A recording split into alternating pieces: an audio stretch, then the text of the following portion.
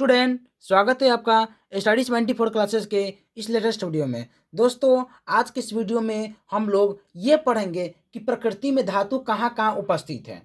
इसे last class में हम लोग ये पढ़े थे, रासायनिक बंधन के दो प्रकार होते हैं, आयनिक बंधन, सहसंयोजक बंधन के बारे में एक एक यहाँ पर उदाहरण देकर पूरा खत्म कर दिए थे। अब हम लोग का ये चैप्टर का लास्ट सीमा पर है। धीरे धीरे ये चैप्टर कुछ ही वीडियो में ये चैप्टर धीरे धीरे खत्म हो जाएगी। तो आज को हमको पढ़ना है प्रकृति में धातु कहाँ कहाँ उपस्थित है। तो इसके बारे में पढ़ेंगे कि प्रकृति में धातु कहाँ कहाँ उपस्थित है। देखा जाए तो मेरा जो धातु होती है, चैप्टर का नाम ही धातु धातु है, तो देखा जाए तो मेरा धातु जो होती है वो पृथ्वी की परत में रहती है और दूसरा समुद्री जल में मिलती है। कहाँ कहाँ? एक पृथ्वी की परत पर मिलती है, दूसरा समुद्री जल में मिलती है। तो वहाँ पर धातु उपस्थित रहते हैं, उसको हम लोग निकालते हैं। कैसे निकालते हैं उसके बारे में हम लोग आज डिटेल से बढ़िया से पढ़ने वाले हैं। चलिए दोस्तों, बिना देर के हुए क्लास को स्टार्ट करते हैं। आज पढ़ना है प्रकृति में धातुओं की उपस्थिति। तो प्रकृति में धातुओं का सबसे बृहद स्रोत कहाँ है? पृथ्वी की परत में। जो अभी बताया है कि जो धातुओं का सबसे बड़ा स्रोत है वो पृथ्वी की परत में होती है एवं समुद्री जल है। तो समुद्री जल में आप देखते होंगे कि सोडियम क्लोराइड होता है। तो यहाँ जो नमक मिलती है समुद्री जल से ही मिलती है ना। तो यहाँ पर एक होती है समुद्री जल में और दूसरा पृथ्वी की परत में। यहाँ पर मेन स्रोत है धातु पाने का। तो पृथ्वी में धातुओं का सबसे बृहद स्रोत पृथ्वी की परत एवं समुद्री जल है। कौन कौन है? पृथ्वी की परत एवं समुद्री जल है। हम लोग पृथ्वी की परत से समुद्री जल से धातु को निकालते हैं, साफ सुथरा करते हैं, फिर इसको हम लोग उपयोग करते हैं। तो हम लोग अब ये समझेंगे कि प्रकृति में धातुएं कितने रुपए पाई जाती है। तो 2 रुपए पाई जाती है। कितने रुपए? 2। तो प्रकृति में जो धातु होती है वो 2 रूप में पाई जाती है। कितने रुपए पाई जाती है? 2 रूप में पाई जाती है।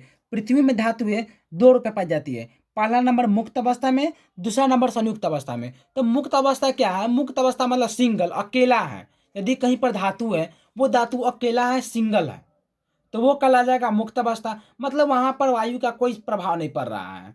कोई जैसे सोना, सोना को यदि वो हमेशा सिंगल में रहता है, उसको कोई दिक्कत नहीं है यदि वो अकेले रहे तो। दिक्कत सोना को दिक्कत ही होता तो वो अकेले रहता ही नहीं। जैसे लोहा है, लोहा कैसे अकेले छोड़ दे तो वो हवा से संपर्क करके वहां पर जंग लगा लेगा, तो उसको हम लोग ऐसे छोड़ नहीं सकते हैं। लेकिन हम लोग सोना को देखें तो सोना हमेशा अकेले रहता है, मतलब मुक्त रहता है, फ्री रहता है, सिंगल है। उसको कोई मतलब नहीं है उसके साथ कोई और रहे चाहे न रहे। उस पर ना ही ऑक्सीजन का, हवा का कोई प्रभाव होता है, कार्बन डाइऑक्साइड का प्रभाव होता है, जलवाष्प का कोई प्रभाव नहीं होता है। वो आज भी वैसा है, कल भी वैसा रहेगा, वो किसी के साथ मिक्स नहीं रहता है। तो वैसे धातु मुक्त अवस्था में कहलाता है। यदि कोई धातु मुक्त में मिलता है, फ्री में रहता है, उसे हम लोग मुक्त अवस्था के कैटेगरी में देते हैं। जैसे सोना है, चांदी है, ये सब मुक्त है, फ्री है, तो हम लोग इसे मुक्त अवस्था कैटेगरी में देते हैं। लेकिन संयुक्त अवस्था होता है, जैसे सोडियम क्लोराइड, सोडियम क्लोराइड के अंदर सोडियम भी धातु है और क्लोरीन, ये सब मतलब क्या है? सोडियम यहाँ पर मुक्त मुक्त में नहीं है, फ्री में नहीं है, यहाँ पर संयुक्त है, दोनों साथ में मिला हुआ है। तो सोडियम क्लोराइड कहा जाएगा, जो सोडियम है वो कराएगा संयुक्त अवस्था में। संयुक्त अवस्था में सोडियम, पोटेशियम क्लोराइड भी, पोटेशियम क्लोराइड साथ में रहता है। पोटेशियम जो मेरा धातु है, ये धातु मेरा संयुक्त अवस्था में कहलाएगा। मैग्नीशियम, ये सभी संयुक्त रहता है, किसी न किसी के साथ रहता है। मैग्नीशियम ये सब किसी के साथ में रहता है, इसलिए हम लोग इसको संयुक्त अवस्था के कैटेगरी में देते हैं। जो सिंगल रहता है, अकेला रहता है, मुक्त अवस्था में देते हैं। जो किसी के साथ रहता है, संयुक्त अवस्था में देते हैं। हम लोग भी पढ़ रहे हैं प्रकृति में धातुओं कहाँ कहाँ उपस्थित है। तो हम लोग ने ये पढ़े पृथ्वी की परत में उपस्थित है और दूसरा समुद्री जल में। तो प्रकृति में धातुओं कितने रूप में यदि वहां पर उपस्थित होती है तो कितने रूप में पाई जाती है? तो 2 रूप में पाई जाती है। पहला नंबर है मुक्त अवस्था। मुक्त अवस्था मतलब फ्री हो, किसी भी चीज का प्रभाव न पड़े, तो वो सब मुक्त है। जैसे सोना, सोना पर कोई प्रभाव नहीं पड़ता है। चांदी, चांदी पर कोई प्रभाव नहीं पड़ता है। प्लेटिनम, ये सब धातु, इस पर कोई प्रभाव नहीं पड़ता है, मतलब मुक्त अवस्था में, फ्री अवस्था में है। दूसरा होता है संयुक्त अवस्था में। तो संयुक्त अवस्था में जो धातु होता है वो किसी के ना किसी के संपर्क में रहता है, संयुक्त रहता है, साथ में रहता है। तो वैसे धातु को हम लोग संयुक्त अवस्था वाले धातु कहते हैं। तो मुक्त अवस्था, संयुक्त अवस्था आप लोग को बढ़िया समझ में आ गई होगी। चलिए अब लोग मुक्त अवस्था की परिभाषा देखते हैं कि मुक्त अवस्था की परिभाषा क्या है। देखिए, पहला नंबर है, यहां पर देख लीजिए, प्रकृति में धातुएं 2 रूप में पाई जाती है। कितने रूप में? 2 रूप में पाई जाती है। पहला नंबर मुक्त अवस्था। मुक्त अवस्था में देखिए, वे धातुएं मुक्त अवस्था में पाई जाती हैं जिन पर वायु की ऑक्सीजन, कार्बन डाइऑक्साइड, जलवाष्प, नाइट्रोजन आदि का प्रभाव सामान्य अवस्था में रहता है, मतलब कोई प्रभाव नहीं पड़ता है। जैसे आप लोग देख लेंगे सिल्वर, सिल्वर पर क्या कार्बन डाइऑक्साइड का प्रभाव पड़ता है? नहीं पड़ता है। क्या वायु के ऑक्सीजन का प्रभाव पड़ता है? नहीं पड़ता। आज भी जैसा है कल भी वैसा ही रहेगा, इस पर कोई प्रभाव नहीं पड़ता है, मुक्त अवस्था में फ्री में है। तो इससे हम लोग सिल्वर को मुक्त अवस्था के कैटेगरी में देंगे। गोल्ड, गोल्ड ये सभी मुक्त अवस्था कैटेगरी में आएगा, इस पर कोई प्रभाव नहीं पड़ता है, ये सब मुक्त अवस्था में रहता है, इस पर कोई प्रभाव नहीं पड़ता है। तो हम लोग गोल्ड को मुक्त अवस्था के कैटेगरी में देंगे, हमेशा मुक्त में रहता है, फ्री में रहता है। देख लीजिए, वे धातुएं मुक्त अवस्था में पाई जाती है जिन पर वायु के ऑक्सीजन, कार्बन डाइऑक्साइड, जलवाष्प, नाइट्रोजन आदि का प्रभाव समान अवस्था में नहीं पड़ता है। किसका किसका? वायु के ऑक्सीजन। क्या वायु के ऑक्सीजन सिल्वर पर प्रभाव पड़ेगा? नहीं पड़ेगा। कार्बन डाइऑक्साइड का भी नहीं पड़ेगा। जलवाष्प, जलवाष्प पर भी कोई नहीं पड़ेगा। नाइट्रोजन आदि का प्रभाव समान अवस्था में नहीं पड़ता है। तो हम लोग बोलते हैं ये जो धातु है, ये धातु मेरा मुक्त अवस्था वाला कैटेगरी में जाएगी। जैसे प्लेटिनम भी मेरा धातु है, ये सब मुक्त अवस्था कैटेगरी में जाएगा, हमेशा अकेले रहता है, ये सब किसी भी और चीज का प्रभाव नहीं पड़ता, किसी भी गैस का प्रभाव नहीं पड़ता है। तो हम लोग बोलते हैं कि ये सारे धातु मुक्त अवस्था के कैटेगरी में आएगा। तो यदि हमको कहीं धातु मिलता है तो जो मुक्त अवस्था में है, अकेला है, उस पर कोई प्रभाव नहीं पड़ सकता है, तो हम लोग बोलते हैं कि ये धातु मुक्त अवस्था के कैटेगरी में जाएगा। किस अवस्था में जाएगा? मुक्त अवस्था के कैटेगरी में जाएगा। मतलब इस पर कोई और चीज का प्रभाव नहीं पड़ता है, तो हम लोग बोलते हैं ये सब मुक्त अवस्था के कैटेगरी में जाता है। फिर से पढ़ लीजिए, वे धातुएं मुक्त अवस्था में पाई जाती है। कौन कौन धातुएं? वे धातुएं मुक्त अवस्था में पाई जाती है जिन पर वायु के ऑक्सीजन, कार्बन डाइऑक्साइड, जलवाष्प, नाइट्रोजन, किसका किसका? जिन पर वायु के ऑक्सीजन, कार्बन डाइऑक्साइड, जलवाष्प, नाइट्रोजन आदि का प्रभाव सामान्य अवस्था में नहीं रहता है। सिल्वर पर कोई प्रभाव नहीं पड़ता है, गोल्ड पर कोई प्रभाव नहीं पड़ता है, प्लेटिनम पर कोई प्रभाव नहीं पड़ता है, मुक्त है, फ्री है। तो हम लोग बोलते हैं ये सब मुक्त अवस्था के कैटेगरी में आएगा। मुक्त अवस्था आप लोगों को समझ में आया कि नहीं है? आप लोग कमेंट करके बताइएगा। जहाँ जहाँ हम बोलते हैं कि समझ में आया कि नहीं आया, तो आप लोग कमेंट करके बता दिया करें, ताकि हम लोग को भी समझ में आए कि हम जो पढ़ा रहे हैं आप लोगों को समझ में आ रही है। तो यहाँ पर मुक्त अवस्था में है सिल्वर, गोल्ड, प्लेटिनम, इसे मेरा जो धातु है सब मुक्त अवस्था की कैटेगरी में आता है। किसके अवस्था में कैटेगरी में आता है? मुक्त अवस्था कैटेगरी में। यदि इसको और बढ़िया तरीका से समझे कि मुक्त अवस्था के कैटेगरी में कौन कौन सा धातु आ सकती है, उसको एक और हम बढ़िया तरीके से समझाने का प्रयास करते हैं कि मुक्त अवस्था कैटेगरी में ये सारी धातु आ सकती है। चलिए हम थोड़ा आगे बढ़ते हैं। क्या है, आप लोग देख सकते हैं, दूसरे शब्दों में अक्रियाशील धातुएं प्रकृति में मुक्त अवस्था में पाई जाती है। कौन कौन धातु? अक्रियाशील धातु। आपको हमेशा याद रखना पड़ेगा कि मेरा जो अक्रियाशील धातु, क्रियाशील धातु, अक्रियाशील धातु के बारे में हम लोग पिछले क्लास में हम पढ़े हुए हैं कि क्रियाशील धातु कौन कौन होता है। तो जो क्रियाशील धातु होता है, जो ऊपर आता है, अक्रियाशील धातु हाइड्रोजन के नीचे होता है। जो बच्चा स्टार्टिंग से वीडियो पढ़ते आ रहा है, क्लास करते आ रहा है, उस बच्चा को समझ में आ जाएगा कि क्रियाशील धातु कौन है, अक्रियाशील धातु कौन है। तो सब एक दूसरे से लिंक है। यदि आप लोग स्टार्टिंग से पढ़ते आएंगे तो बढ़िया समझ में आएगी। तो जो अक्रियाशील धातु होती है वो मुक्त अवस्था में पाई जाती है। कौन धातु? अक्रियाशील धातु। तो हाइड्रोजन के जितने भी नीचे धातु होते हैं वो सारे अक्रियाशील धातु है, और वो सारे धातु मुक्त अवस्था में पाई जाएगी, फ्री में रहेगी, मतलब उस पर कोई प्रभाव नहीं रहता है, वो सब मुक्त अवस्था में पाई जाती है। कौन कौन धातु? अक्रियाशील धातु है। समझ में आ गई होगी कि जो मेरा अक्रियाशील धातु है वो प्रकृति में मुक्त अवस्था में पाई जाती है। अक्रियाशील धातु को हम लोग ये बोलते हैं कि जो धातु है वो हमेशा मुक्त अवस्था में पाई जाती है। हम एक चीज को बार बार बोल रहे हैं ताकि आप लोग को हमेशा क्लास में ही याद हो जाए, बाहर याद करने की जरूरत नहीं है। ये सब आपको समझने वाला, रटने वाला, ये सब कुछ चीज है। आप कोशिश करिए क्लास में ही समझ के याद कर ले, बाहर रटने की जरूरत नहीं है।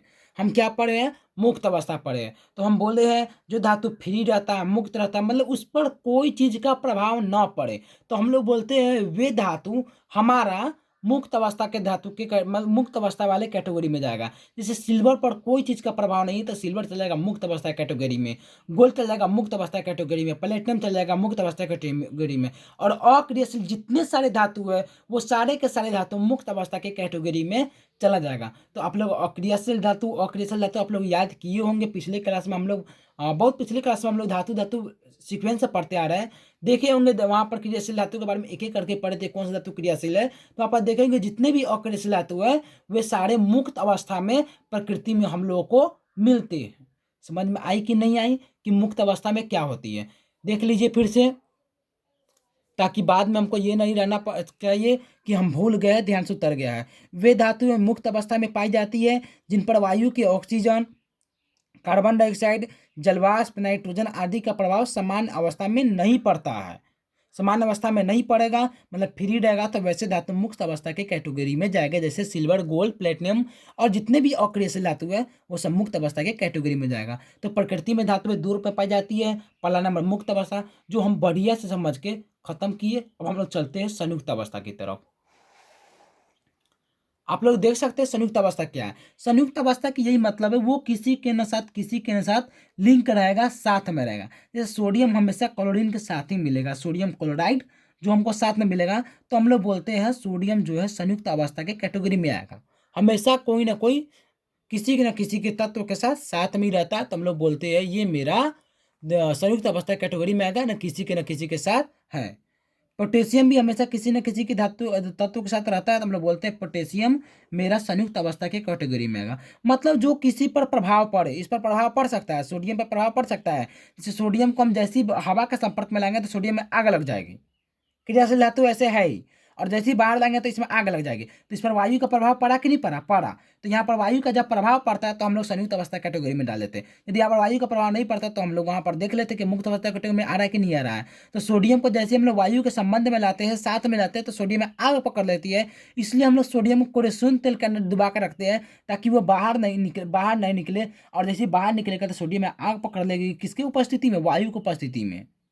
इसलिए हम लोग इस सबको केरोसिन के अंदर का डुबा के रखते हैं, ताकि इसमें आग ना पकड़े। तो ये सब संयुक्त अवस्था है, इस पर प्रभाव पड़ता है। पोटेशियम पर प्रभाव पड़ता है, मैग्नीशियम का प्रभाव पड़ता है, लोहा पे प्रभाव पड़ता है। लोहा का छोड़ दिया जाए, इसमें भी जंग लग जाएगा, वायु का प्रभाव इसमें पड़ जाता है।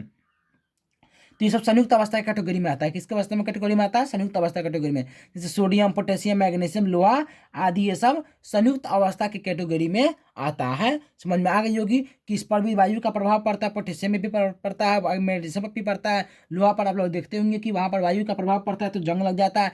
तो यहाँ पर वायु का प्रभाव पड़ रहा है, किसी न किसी चीज का प्रभाव पड़ता है, तो हम लोग बोलते हैं जब प्रभाव पड़ेगा तो संयुक्त अवस्था, प्रभाव नहीं पड़ेगा तो मुक्त अवस्था। चलिए संयुक्त अवस्था की परिभाषा देखते हैं क्या है। वे धातुएं संयुक्त अवस्था में पाई जाती है जो वायु के ऑक्सीजन, ध्यान से सुनिएगा, जो वायु के ऑक्सीजन, कार्बन डाइऑक्साइड, जलवाष्प आदि के साथ आसानी से अभिक्रिया कर सकती है। क्या सोडियम वायु के ऑक्सीजन के साथ अभिक्रिया नहीं कर सकती है? कर सकती है, कर सकती है। और वहां पे आग पकड़ सकती है, अभिक्रिया कर सकती है। तो हम लोग बोलेंगे संयुक्त अवस्था की धातुएं यौगिक के रूप में पाई जाती है। जो सोडियम क्लोराइड जैसी इस यौगिक के रूप में पाई जाती है। मतलब किसी न किसी का प्रभाव इस पर पड़ जाता है, तो हम लोग बोलते हैं ये सब संयुक्त अवस्था के कैटेगरी में आता है। यदि आपको कहीं प्रकृति में धातु मिलेगा तो एक तो मुक्त अवस्था के रूप में मिलेगा, दूसरा संयुक्त अवस्था के रूप में मिलेगा। मुक्त अवस्था में किसी पर प्रभाव नहीं पड़ेगा, संयुक्त अवस्था में किसी न किसी चीज का प्रभाव पड़ेगा। तो जो जिस पर कोई प्रभाव नहीं पड़ता है तो वो मुक्त अवस्था, जिस पर प्रभाव पड़ता है संयुक्त अवस्था। जैसे सोडियम पर प्रभाव पड़ेगा तो सोडियम संयुक्त अवस्था, पोटेशियम संयुक्त अवस्था, मैग्नीशियम संयुक्त अवस्था, लोहा संयुक्त अवस्था। इस पर किसी न किसी चीज का प्रभाव पड़ता है, हम लोग इसलिए इसको संयुक्त अवस्था के कैटेगरी में देते हैं। चलिए इसको और बढ़िया समझे, तो इसको बढ़िया समझने के लिए एक और हम बात लिखे, उसको आप लोग देखिए। देख सकते हैं कि दूसरों शब्दों में क्रियाशील धातु है, वहां पर अक्रियाशील धातु होता है, यहाँ पर क्रियाशील धातु है। मुक्त अवस्था में अक्रियाशील धातु, संयुक्त अवस्था में क्रियाशील धातु। दूसरे शब्दों में क्रियाशील धातुएं प्रकृति में संयुक्त अवस्था में पाई जाती है। किसके अवस्था में? संयुक्त अवस्था में पाई जाती है। तो अभी तक हम जितने भी क्रियाशील धातु पढ़े हैं वो सारे के सारे क्रियाशील धातु मेरा संयुक्त अवस्था की कैटेगरी में पाई जाएगी। समझ में आ गई होगी कि क्रियाशील धातुएं संयुक्त अवस्था की कैटेगरी में पाई जाती है और अक्रियाशील धातु मुक्त अवस्था के कैटेगरी में पाई जाती है। प्रकृति में धातु दो रूप से मिलती है, पहला नंबर मुक्त अवस्था, दूसरा नंबर संयुक्त अवस्था। अभी हम लोग का मुक्त अवस्था, संयुक्त अवस्था दोनों खत्म होती है। चलिए अब हम लोग नेक्स्ट पेज में चलते हैं क्या है। अभी हम लोग जो पढ़े हैं उसका रिवीजन करते हैं। प्रकृति में धातुओं की उपस्थिति, पहला नंबर मुक्त अवस्था। मुक्त अवस्था में गोल्ड, प्लेटिनम, सिल्वर, मरकरी आदि ये सब मुक्त अवस्था में पाई जाती है। दूसरा नंबर है संयुक्त अवस्था में। संयुक्त अवस्था में सोडियम, मैग्नीशियम, कैल्शियम ये सब संयुक्त अवस्था की कैटेगरी में पाई जाती है। तो प्रकृति में दो रूप में पाई जाती है, मुक्त अवस्था, संयुक्त अवस्था, जो पूरे डिटेल से हम लोग समझ गए हैं। चलिए हम लोग के प्रकृति में धातुओं की उपस्थिति इस तरह खत्म होती है। अब हम लोग को जो मेन चीज है खनिज एवं अयस्क, वो अब हम लोग प्रारंभ करते हैं। खनिज क्या होती है, अयस्क क्या होती है, अब आप लोगों को दिख रहा होगा। सबसे पहले हम लोग खनिज देखेंगे। हम लोग पढ़े हैं प्रकृति में धातुओं की उपस्थिति पृथ्वी की परत या समुद्री जल में मिलती है। तो जो पृथ्वी की परत में या तो हम लोग को तत्व भी मिल सकता है, तो तत्व में देख लेंगे कि ये धातु है कि धातु, तो हम लोग का तत्व मिल सकता है या यौगिक में मिल सकता है। तो हमारे पृथ्वी की परत में जो तत्व यौगिक हम लोग को मिलता है उसे हम लोग खनिज कहते हैं। क्या कहते हैं? खनिज कहते हैं। और खनिज को ही साफ सुथरा करके हम लोग उसे प्राप्त करते हैं, धातु प्राप्त करते हैं। तो खनिज क्या है कि पृथ्वी की परत में विद्यमान धातु युक्त ठोस पदार्थ तत्व या यौगिक के रूप में मिलता है। तो हम लोग पृथ्वी की परत में यदि वो मेरा तत्व या यौगिक के रूप में मिलता है तो तत्वों को हम लोग देखते हैं कि ये धातु है, तो उस धातु को हम लोग जो मेरा वो मिलता है उसे हम लोग खनिज कहते हैं। क्या कहते हैं? खनिज कहते हैं। देख लीजिए, पृथ्वी की परत में, किसकी परत में? पृथ्वी की परत में विद्यमान धातु युक्त ठोस पदार्थ, विद्यमान जो अंदर आता है, धातु युक्त जो धातु का बना हुआ ठोस पदार्थ होता है, धातु युक्त ठोस पदार्थ तत्व या यौगिक के रूप में होता है, जिसे हम लोग खनिज कहलाते हैं, खनिज कहते हैं। समझ में आ गई होगी खनिज क्या है? कि पृथ्वी की परत में विद्यमान धातु युक्त ठोस पदार्थ तत्व या यौगिक क्या कहलाते हैं? खनिज कहलाते हैं। समझ में आई कि नहीं आई? आप लोग कमेंट करके बताते रहिएगा कि पृथ्वी की परत में, जो पृथ्वी की परत है, यदि उसमें जो मेरा ठोस पदार्थ है धातु युक्त होगा, जो तत्व या यौगिक के रूप में होता है, उसे हम लोग खनिज कहते हैं। एग्जाम्पल देखते हैं, सोडियम क्लोराइड। क्या है? Sodium chloride NaCl। तो ये मेरा यौगिक है जो पृथ्वी की परत में पाई जाती है, समुद्री जल में पाई जाती है। तो इस यौगिक को हम लोग खनिज कहेंगे। क्या कहेंगे? खनिज कहेंगे। Calcium carbonate, zinc sulphide, loss sulphide आदि ये सब खनिज है। क्या है? खनिज है। ये सब खनिज की श्रेणी में आती है कि पृथ्वी की परत में विद्यमान, पृथ्वी के अंदर विद्यमान है धातु युक्त ठोस पदार्थ, जो धातु के रूप में, ठोस पदार्थ के रूप में वहां पर विद्यमान होती है, जो तत्व या यौगिक के रूप में होती है, उसे हम लोग खनिज कहते हैं। क्या कहते हैं? खनिज। एग्जाम्पल में देख लीजिए, sodium chloride, calcium carbonate, zinc sulphide, loss sulphide, ये सब खनिज के उदाहरण है। समझ में आ गई होगी। अब हम लोग ये पढ़ेंगे कि भारत में खनिज कहाँ कहाँ पाई जाती है, कहाँ कहाँ पाई जाती है, कौन कौन से राज्य में खनिज पाई जाती है, उसके बारे में हम लोग अब देखेंगे। आप लोग देख सकते हैं कि भारत में पाई जाने वाले खनिज एवं उसके प्राप्ति स्थान निम्नलिखित हैं। जैसे यहाँ पर हम धातु लिखे हैं, यहाँ पे हम खनिज लिखे हैं और खनिज के प्राप्ति स्थान है। जैसे हमारा खनिज जो है बोरेक्स और chilli salt Peter, borax, chilli, salt Peter, ये लद्दाख कश्मीर में मिलता है। कहाँ मिलता है? लद्दाख कश्मीर में। कौन कौन खनिज? Borax, chilli, salt Peter, borax, chilli, salt Peter Ladakh Kashmir में मिलता है। और बोरेक्स, चिल्ली, साल्ट पीटर है, इसे यदि हम लोग धातु निकाले तो इससे मेरा सोडियम धातु निकलता है। कौन धातु निकलता है? सोडियम धातु। किससे? बोरेक्स, चिल्ली, साल्ट पीटर खनिज से हम लोग का सोडियम धातु निकलता है। दूसरा नंबर खनिज देखें तो डोलोमाइट, मैग्नेसाइट, ये मेरा खनिज है और ये खनिज हम लोग का तमिलनाडु, राजस्थान में पाई जाती है। कहाँ पाई जाती है? तमिलनाडु में सिर्फ पाई जाती है। कहाँ पाई जाती है? तमिलनाडु में। तो डोलोमाइट, मैग्नेसाइट, ये सब तमिलनाडु में पाई जाती है और इस खनिज से हम लोग को मैग्नीशियम धातु प्राप्त होती है। और एक और है जिप्सम। जिप्सम हमें देखें तो जिप्सम जो है मेरा खनिज है, वो राजस्थान, तमिलनाडु, जम्मू कश्मीर में पाई जाती है और ये जिप्सम से मेरा कैल्शियम धातु प्राप्त होती है। कौन कौन सी धातु प्राप्त होती है? कैल्शियम धातु। देख लीजिए कि बोरेक्स, चिल्ली, साल्ट पीटर से सोडियम धातु, और डोलोमाइट, मैग्नेसाइट से हम लोग का मैग्नीशियम धातु, जिप्सम से कैल्शियम धातु प्राप्त होती है। और देख लीजिए प्राप्ति स्थान कहाँ कहाँ है, इस सबको याद कर लीजिएगा, हो सके ऑब्जेक्टिव में पूछ सकता है क्या है। चलिए अब हम लोग 3 नंबर तो पढ़ लिया, अब हम लोग चौथा नंबर देखते हैं क्या है। चौथा नंबर है बॉक्साइट। ये मेरा खनिज है और ये खनिज से मेरा एल्युमिनियम धातु प्राप्त होती है। कौन धातु प्राप्त होती है? एल्युमिनियम धातु।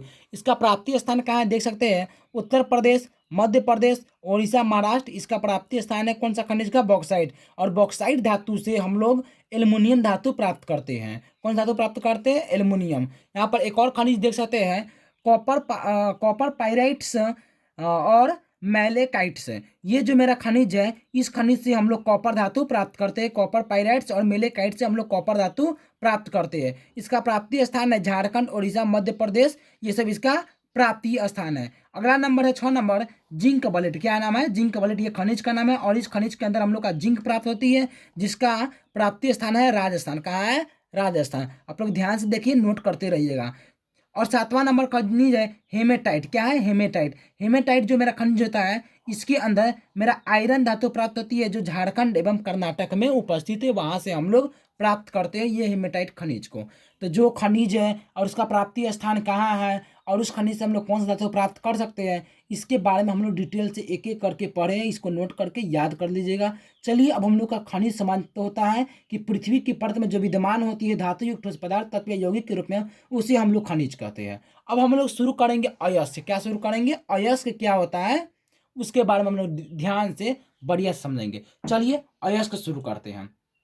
हम लोग खनिज तो समझ गए कि हम लोग खनिज प्राप्त करते हैं, लेकिन खनिज को हम लोग क्या करते हैं? खनिज ऐसा थोड़ी नहीं कि हम यदि पृथ्वी की परत से जो खनिज निकाले उसमें धातु ही होगा। तो पृथ्वी की परत का जो खनिज निकाले हैं उसको हम लोग बढ़िया से साफ करते हैं, सुथरा करते हैं, बहुत बढ़िया से उसको अच्छा से खर्च लगाते हैं, बहुत सारा वहाँ पर बड़ा रहता है तो उसको हम लोग खर्च करके उस फिर हम लोग को धातु की प्राप्ति करते हैं। बहुत सारे ऐसा खनिज होगा बहुत सारे ऐसा खनिज होगा जिससे मेरा धातु प्राप्ति ही नहीं हो पाता है। तो जोन सा धातु से हम लोग खनिज प्राप्त कर सॉरी जो खनिज से हम लोग धातु प्राप्त करते हैं, मतलब खनिज से हम लोग धातु प्राप्त करते हैं, तो बहुत सारे ऐसे खनिज हैं जिसमें धातु होता ही नहीं है। तो जो जिस खनिज से हम लोग धातु प्राप्त करते हैं, तो यदि हम धातु प्राप्त करेंगे तो खनिज को हम लोग बढ़िया से साफ सुथरा करके अच्छा से हटाते हैं, तब ना हम लोग को धातु प्राप्त होता है।